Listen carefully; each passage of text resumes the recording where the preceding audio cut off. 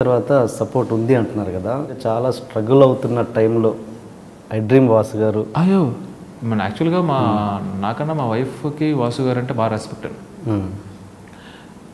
కరెక్ట్గా మ్యారేజ్ అయింది.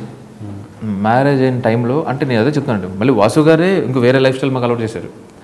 ఏంటంటే 2009 ఎలక్షన్స్ వచ్చాయి కదా. 2009 ఎలక్షన్స్లో ఆయన అంటే నాకున్న ఏదైతే చెప్పానో ఇప్పుడు ఈశ్వర్ గారు అని ఒక ఆయన ఉంటారండి, అండ్ శ్రీను అని ఉంటారండి, వాళ్ళకి ఒక పెద్ద ఆఫీస్ ఉందండి.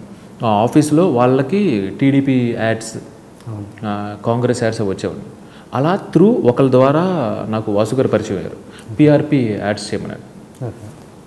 యాడ్స్ అక్కడ పని దొరుకుతుందంటే డబ్బులు దొరుకుతున్నట్టండి. ఇనీషియల్గా నేను వర్క్కి ఎగ్జైట్ అయ్యాను కదండి, ఆ వర్క్ వల్ల వచ్చే డబ్బులు నన్ను ఎగ్జైట్ చేస్తున్నారు. సో పిఆర్పి మీద మదనపల్లి మీద పెద్ద అంటే ఒక డాక్యుమెంటరీలా తీయాలి, మంచి 1 hour డాక్యుమెంటరీ. తర్వాత ఒక ఇంత వెంటనే బడ్జెట్ వేసేసానంటే టక్ టక్ టక్ టక్ బడ్జెట్ వేసాను, ఇది బడ్జెట్ అని అనమాట. సో మనకి మైండ్లో ఎలా ఉంటుందండి, కొంచెం ఎలాగో కట్ చేస్తారు కదా అని చెప్పి ఒక 10% ఎక్కువ వేస్తాం, 10% వేస్తారు, ఆ ఉద్దేశంతో ఇచ్చారన్నమాట. అంటే మోర్ ఓవర్ ఎవరు ఇవ్వలేదండి, నేను చాలా యాడ్స్ చేశాను, సరిగ్గా వచ్చేవి కాదు డబ్బులు. సో నేను ఆబ్వియస్గా ఆ మైండ్ సెట్లోనే నేను వాసు త్రూ ఫోన్ అనమాట, వాసు గారు ఇది మాట్లాడుతుంటే ఇదండి బడ్జెట్ అని.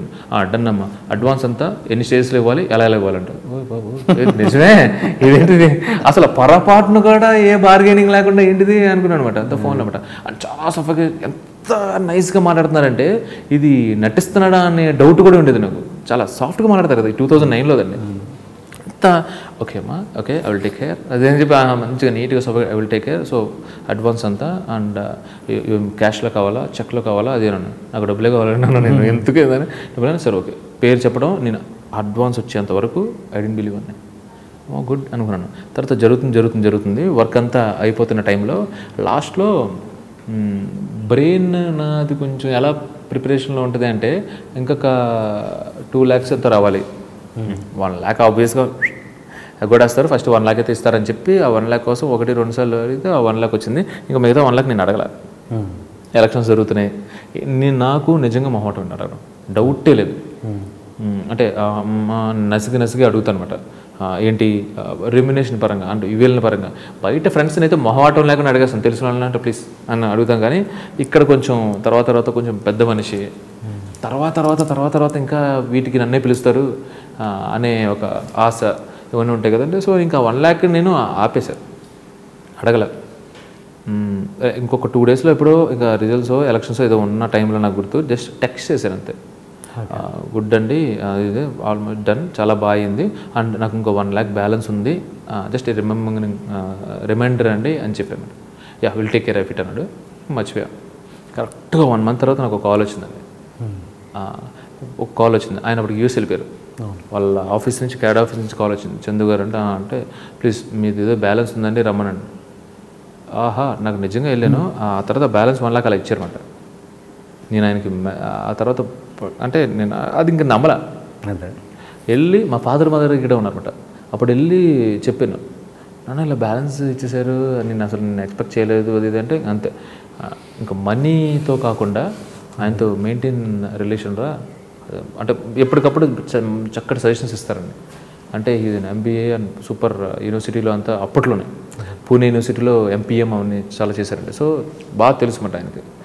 చెప్పారు. సో అప్పటి నుంచి ఇంకా మెయింటైన్ అవుతుంది. మా ఇంట్లో ఏంటంటే ఆయన ఇచ్చిన డబ్బులు ఉన్నాయి కదండి, అది ఆల్మోస్ట్ అంటే అప్పట్లో ఎంత అండి 25,000 ఉంటే చాలా హ్యాపీగా నడిచేది అన్నమాట మాకు ఆ 2009-10 ఇనీషియల్గా ఆ టైంలో.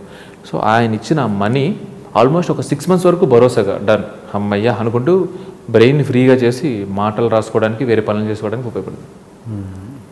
సో అదే అప్పుడు చాలా స్ట్రగుల్స్లో ఉన్న టైంలో స్ట్రగుల్స్ అనేవి మళ్ళీ స్ట్రగుల్స్ అనేవి అంటే ఏ స్టేజ్కి ఆ స్ట్రగుల్స్ ఉంటాయండి, అలా అని లేకపోవడం కాదు. అంటే రీసెంట్గా మళ్ళీ మొన్న కూడా ఇప్పుడు ఆఫ్టర్ కార్తికేయ ఒక 2-3 months బ్యాక్ నాకు చాలా అంటే అంటారు కదండి, అంటే డబ్బు వచ్చే కొద్దీ అవసరాలు పెరుగుతాయి, ఖర్చులు పెరుగుతాయి, దేని దాందే ఇంతకుముందు వేలల్లో ఉంటే ఇప్పుడు లక్షల్లో ఉంటుందండి. ఆ తర్వాత ఇంకా బాగా డబ్బు ఉన్న వాళ్ళు కోట్లలో ఉంటుందండి. సో ఆబ్వియస్గా ఆ స్ట్రగుల్స్ అయితే ఎప్పుడూ ఉంటాయి. కానీ ఆ టైంలో వాసు గారు హెల్ప్ చేయడం అనేది one of the biggest help in my life అని. ఓకే, ఏంటి ఆయనతో రిలేషన్ స్ట్రాంగ్ అవడానికి రీజన్ ఇదేనా ఇంకా ఏదైనా ఉందా? ఆయనతో రిలేషన్ స్ట్రాంగ్ అవడం అంటే ఆయన చాలా మంచోడు. So is a very good human being, అందులో డౌట్ లేదండి. నేను అంత మంచిగా సర్టిఫికేట్ స్ట్రైట్ అవే అలా ఇవ్వాలంటే అది వాసు గారికి ఇస్తాను, సూపర్ హ్యూమన్ బీయింగ్ అని. హీరో నాగ చైతన్య గారిని, ఆయన సూపర్ హ్యూమన్ బీయింగ్, డౌటే లేదు. ఏంటంటే ఆ తర్వాత మా ప్రొడ్యూసర్ చిన్నబాబు గారు ఉన్నారు కదండి, అంటే ఆ హ్యూమన్ బీయింగ్ అనేది అంతేనండి. ఆయన ఆయన ఆయన మంచి మనిషి. ఎందుకంటే అవతలలో మనం చెప్పేటప్పుడు కొన్ని సిట్యువేషన్స్ కానీ దానికి కానీ ఆ రియాక్షన్స్ అర్థమైపోతాయండి మనకి.